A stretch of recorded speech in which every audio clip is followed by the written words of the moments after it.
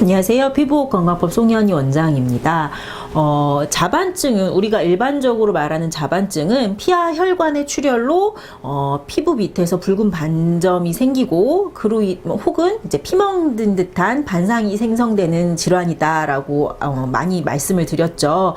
그리고 이런 피하의 출혈반은 우리가 이제 멍이 들면 멍이 수일 내에 흡수되고 사라지듯이 빠른 시간 내에 색이 옅어지고 그다음에 없어집니다. 하지만 그 옆에 있는 혈관이 다시 염증과 출혈이 생기면서 새로운 자반이 형성되고 이것이 이제 반복되는 것이 이제 일반적인 자반증의 패턴인데요. 여기 사진을 보시다시피 위에 있는 것과 밑에 있는 것은 일주일 상간의 환부의 동일한 부위이지만 위에 있는 출혈반은 조금 더 선명하고 진하죠. 그리고 점차 그것이 흡수되면서 핑크빛으로 옅은 핑크빛으로 돌되 대신 주변에서 또 다른 이제 출혈반이 생기는 게 일반적인 자반증의 증상입니다. 그런데 색소성 자반증이란 질환이 있습니다. 제가 가로를 친 이유는 이제 만성적으로 대부분 진행이 되기 때문인데 색소성 자반증이란 피부에 점상 출혈 혹은 황갈색의 색소 침착이 생성되는 질환을 색소성 자반증이라고 합니다. 이것은 일반적인 자반증과는 달리 색소 침착까지 이르렀기 때문에 출혈반이 변화가 흡수나 소실이 많이 느리다라는 것이 특징이고요. 그러면서 주변으로 점차 색소 침착이나 출혈반이 커지면서 환부가 만성적이고 이제 진행이 되는 경과를 밟는 것이 색소성 자반증의 특징입니다.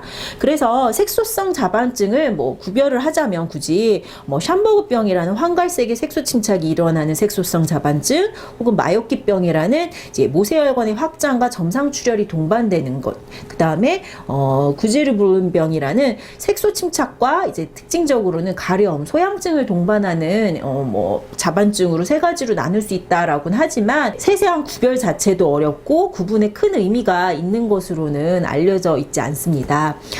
그리고 일반적으로 색소성 자반증의 치료는 동일하게 스테로이드에 복용을 하거나 이제 국소적으로 외용을 하거나 혹은 사이클로스포린류의 면역 억제제를 투여하거나 색소 침착이 발생한 부위에 자외선 치료를 한다라고 알려져 있지만 치료에 쉽게 반응하지 않고 만성적으로 진행된다라는 것이 교과적인 특징입니다. 그렇다면 이런 색소성 자반증 과연 불치인가 그리고 어떻게 치료해야 되는가에 대해서 생각을 해볼 필요가 있는데요. 한의학적으로 피부건강법에서 색소성 자반증을 치료하는 가장 중요한 원칙은 조기 치료와 그로 인해 적절한 치료를 통해 환부의 확산을 방지하는 것입니다.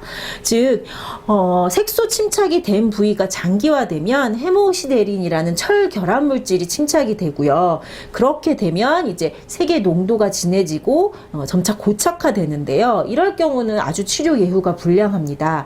하지만 발병의 초기에 적절한 치료를 방치하지 않고 하신다면 이런 헤모시데린이 침착되기 전에 충분히 색소 침착을 해결하실 수도 있고요.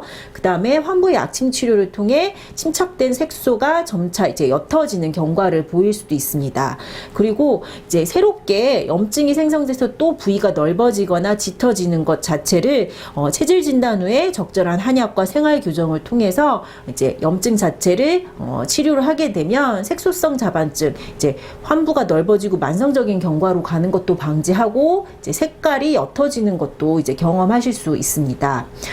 색소성 자반증 만성적으로 경과가 되고 이제 치료에 반응하지 않은 이제 난치성 질환으로 알려져 있지만 이제 피부 건강법으로 치료 시기를 적절히 치료를 하신다면 좋은 예후 경험하실 수 있습니다.